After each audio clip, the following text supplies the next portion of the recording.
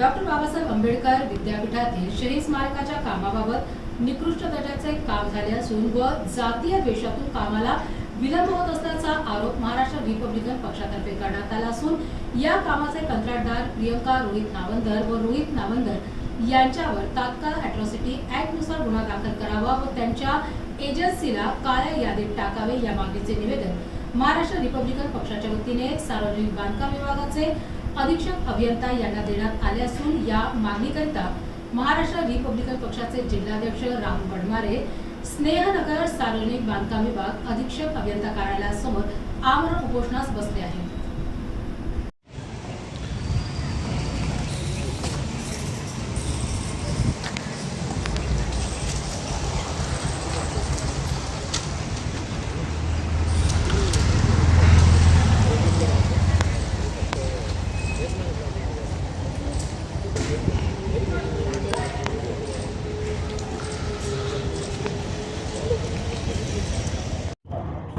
आज महाराष्ट्र रिपब्लिकन पक्षाच्या वतीने मी जिल्हाध्यक्ष राहुल बडमारे सार्वजनिक बांधकाम विभागाच्या मुख्य कार्यकारी अभियंता कार्यालयासमोर जीव जाईपर्यंत आमरण उपोषण करण्याचा निर्धार केलेला आहे आणि तसं पत्रही शासनाला दिलेलं आहे। तर उपोषणाचा विषय असा होता, प्रियंका रोहित नावंदर ही जी एजन्सी आहे ह्या एजन्सीनं डॉक्टर बाबासाहेब आंबेडकर मराठवाडा विद्यापीठातील जे शहीद स्मारक आहे त्या स्मारकासाठी लाखो लोकांचे जीव गेले, घर उद्ध्वस्त झाले, सगळ्या गोष्टींची त्यांची आतापर्यंत जे घडलंय इतका मोठा जो काळ निघून गेला या गोष्टीमध्ये आणि त्यांना मानवंदना देण्यासाठी आम्ही जी मागणी केली होती की विद्यापीठामध्ये शहीद स्मारक व्हायला पाहिजे, त्या भांडून तांडून आम्ही त्या शहीद स्मारकासाठी जागा तिथं आरक्षित करून घेतली आणि त्या जागेवर सार्वजनिक बांधकाम विभागाच्या वतीने काम सुरू करण्यात आलं। कोविडमध्ये गेल्या 4 वर्षापासून तिथं निविदा झाल्याच्या नंतर 4 वर्ष उलटून गेल्याच्या नंतरही आजपर्यंत काम पूर्ण झालेलं नाही आणि झालेलं काम हे जे बी तुटमुटूक झालेलं काम आहे ते चुकीचं आणि खालच्या दर्जाचं काम झालेलं आहे। त्यासाठी ते तात्काळ ते काम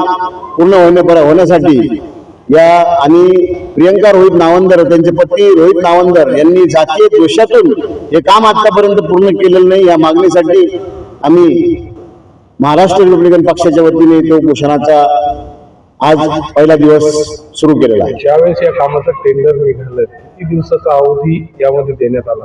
शासकीय नियमानुसार यांना 1 वर्षाचा अवधी दिलेला होता। आज 4 वर्ष पूर्ण उलटून गेलेले आहेत तरीही काम पूर्ण झालेलं नाही। आपण असा थेट आरोप करताय जातीय द्वेषातून हे काम लांबणीवर टाकण्यात आलेलं आहे। जातीय द्वेषातूनच हे काम लांबणीवर टाकलेलं आहे, कारण की आतापर्यंत या कामाला निधी होता, सगळ्या गोष्टी होत्या, मग काम इतक्या दिवस रखडायचं कारण काय?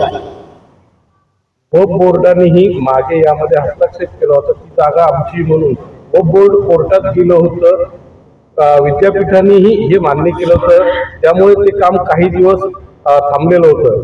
नाही, तो गट क्रमांक वेगळा होता, हा गट क्रमांक वेगळा आहे। ती बाजूची जागा होती, त्याच बाजूची ज्या व्यक्तीनं कोर्टामध्ये गेला होता, वक्फ बोर्डात गेला होता, तो व्यक्ती हा वेगळ्या जागेसाठी गेलेला होता आणि त्याच्यामध्ये याच्यातला कुचित भाग असा थोडासा भाग या शहीद स्मारकाच्या जागेमध्ये आलेला होता। त्यासाठी ही वक्फ बोर्डाची जागा नव्हती आणि हा विषय वेगळा होता। याबाबत विद्यापीठ प्रशासनाशी आपला काही विद्यापीठ प्रशासनाशी आम्ही प्रत्येक वेळेस जाऊन शहानिशा केली, विचारपूस केली। त्यांनी सांगितलंय की ते काम सार्वजनिक बांधकाम विभागातर्फे करण्यात आलेलं आहे आणि तिथं कॉन्ट्रॅक्टरला ते काम दिलेलं आहे, तो कॉन्ट्रॅक्टर काम करत नाही। कॉन्ट्रॅक्टरचे आपला काही पत्रव्यवहार काही कॉन्ट्रॅक्टरशी कोणता पत्रव्यवहार आम्ही केलेला नाही, आम्ही सार्वजनिक बांधकाम विभागाशी पत्रव्यवहार केलेला आहे। शहीद स्मारकाचं काम आहे, त्याचा दर्जा उत्तम पाहिजे, आपण आरोप करताय निकृष्ट दर्जाचं काम होतंय। हो, किती दिवस टिकलं ते काम टिकू शकत नाही सर आपल्या माहितीसाठी, कारण की तिथे आपण जेव्हा आता जाऊन बघितलं तर तिथे जर हात लावलं त्या कॉलमला, कॉलम पहिले तर टूप लेवल मध्येच नाही, ओळंब्यामध्येच नाही, ते असा क्रॉस आहे आणि जो क्रॉस आहे त्याला हात जर लावला तर त्याच्यात पूर्ण माती रेती जी आहे ती खाली पडती, याचा अर्थ की ते 2 वर्ष टिकू शकत नाही। सार्वजनिक बांधकामच्या काही अधिकाऱ्यांशी याबाबत बोललाय? सार्वजनिक बांधकाम विभागाच्या अधिकाऱ्यांशी बोलणं झालं असता त्यांनी आम्हाला हे सांगितलं की आम्ही पूर्ण शहानिशा करू आणि तुम्हाला योग्य ती कारवाई करू तुमच्या मागण्यानुसार। याला किती दिवस झाले?